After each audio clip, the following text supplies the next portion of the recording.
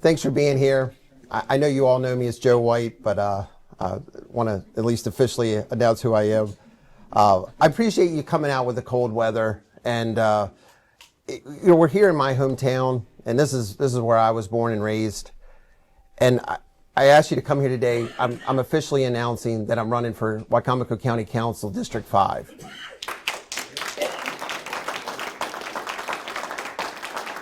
Thank you.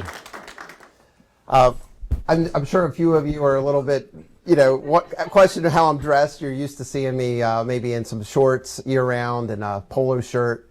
We're here at the firehouse. It always makes me think of my Uncle Steve, who was kind of dressed the same way. He always looked like he was either going to work or getting ready to play a pickup basketball game. But every once in a while, even though he maybe didn't want to, he dressed for the occasion. And I think that that's really important, and I'm ready to do that.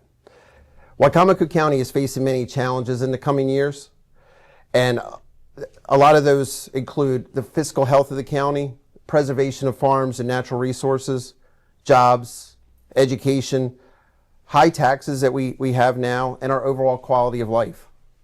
And although in the past I've never aspired to be in political office, in light of these challenges, I now feel a sense of duty to serve my community as a county councilman. I initially became involved in county government because of my dissatisfaction of youth sports. I was a volunteer in the county, and I went to my county councilman, Joe Holloway, and I echoed my displeasure. He challenged me to become involved, and I'm glad that he did, and I appreciate that you did. Some say that serving the county council is a part-time job, but it does take full engagement, and if elected, I am ready to make that commitment for the full engagement and commitment to ensure that Wicomico County has a bright future. I'll represent the values that make our little corner of Maryland such a great place to live and raise our children. County government may be necessary, but it is a poor steward of our tax dollars and almost always operates inefficiently. For instance, our property tax cap rate has come under attack from several elected officials that currently represent us. They believe that our problems are solved by throwing more money at issues, and they will increase taxes accordingly. This is a poor solution. While most of us have tightened our belts, the county government continues to grow and spend, increasing taxes and expenditures by more than 10% the last several years, while relying on state disparity grants to make up the budgetary shortfalls. And although these grants may be good in the short term, they cannot be sustained forever, particularly because the state of Maryland is under such financial crisis of its own. As such, Wicomico County is going to have to live within its means, and it has to do that without burdening the taxpayers. I'll deliver conservative leadership and transparency and rely on my extensive business experience to ensure that our tax dollars are spent judiciously, just like I would spend my own money. I will vigorously protect land rights that include the right to farm. I'll keep government overreach at bay and maintain a balance of government. I want to ensure that the government is here to work for the people, and the people are not here to satisfy their government. As a proud graduate of Y High, I was fortunate to receive an excellent public education, but I am concerned that our current generation of students are not being given the necessary tools to succeed in the mid-21st century. To ensure that our kids can thrive in a competitive world, we not only must improve the quality of primary education, but we must also encourage our young people to take advantage of the vocational and college education opportunities we have here in our own backyard.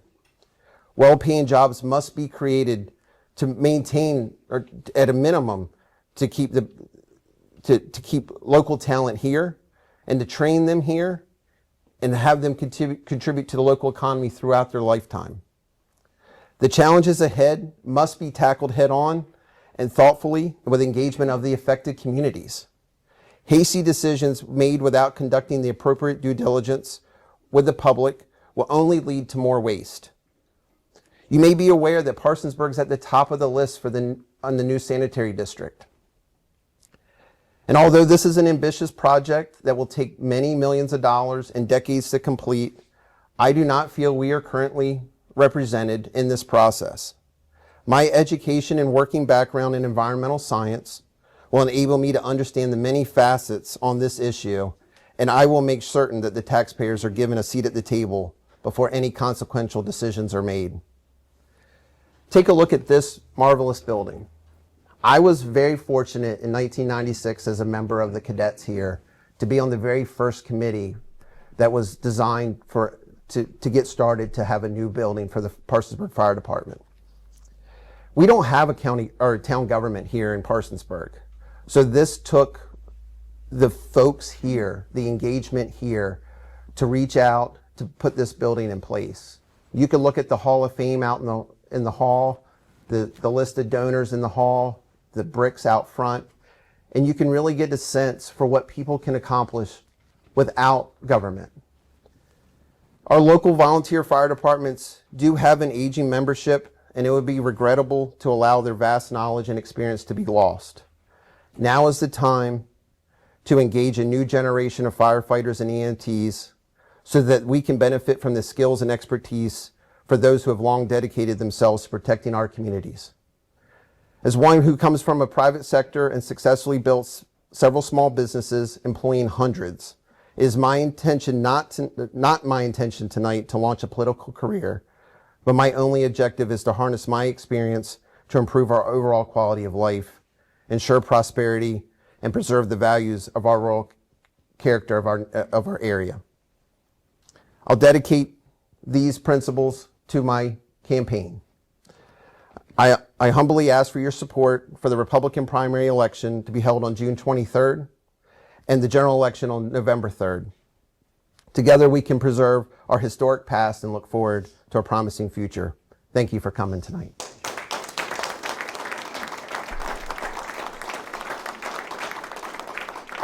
I'd like to thank every one of you for being here, but also Councilman Joe Holloway of the 5th District's here, and I'd like to give him a minute to say a few words. It's funny how time flies. It doesn't seem like it was 19 years ago since I was standing in front of a group of people asking for their support for my first run. Most of you know me. My name's Joe Holloway. Been on the County Council, District 5. I've held the position for 19 years. I'm on my last year, and I've enjoyed almost every minute of it. So I thought about retiring, the last term, but I felt I'd be letting the people of our county down if I quit until I saw someone who was capable of standing up for the citizens in every situation put forth by the political process. The job of a councilman is not just 2 meetings a month, as we've been accused of. It's caring about what happens in our county 24 hours a day, 365 days a year. You have to be strong enough to stand up for those with a special interest, those who feel your hard-earned tax dollars are just there for like monopoly money to be used for whatever reasons they want.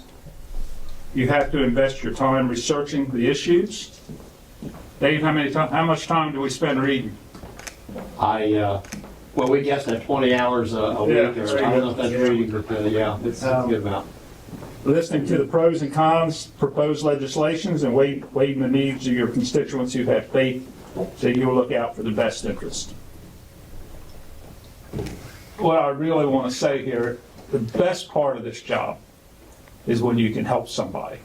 When somebody comes to you with a problem, and you can't always help them, believe me, but when somebody comes to you with a problem and you can help them solve that problem. I'm happy to say that I believe Joe White is the person to replace me on the council and to carry the torch forward. I've known Joe for a good while. I know his parents, I know his grandparents, know his granddad, and their great-grandparents. He even remembers his great-great-grandfather. I'm telling you how old I am now. Anyway, he's a good person, hardworking, with good business sense and good people skills. Joe has the integrity and dedication to do a great job representing the citizens of Wicomico County. Joe's proven his dedication making this county a place we're proud to call home. If you know him, you'll agree that he's a person for the job. If you don't know him, tune into PAC 14's open agenda, and you can watch Joe in action. See how knowledgeable he is on the county issues, and how dedicated he is to shining the light on county problems, and how he works to right the wrongs. Now,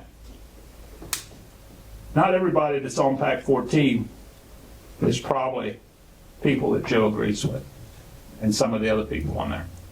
But he treats them all with respect. It's not a gotcha thing with Joe. So, and as far as the other folks on there too.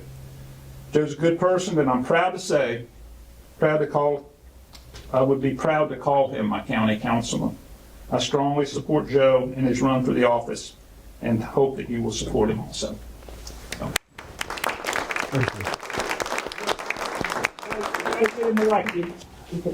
So if everybody in this room goes out there and tells everybody they know, just vote for Joe, we can get it done. Thank you. Thank you very much. I think everyone in this room has my cell phone number. If you meet someone out there who's got questions about the issues, share my number. This is, like I said, I'm going to be a conservative and transparent leader. So that starts with getting myself out there. So please reach out to me, and I'll be there if you call. So thank you all.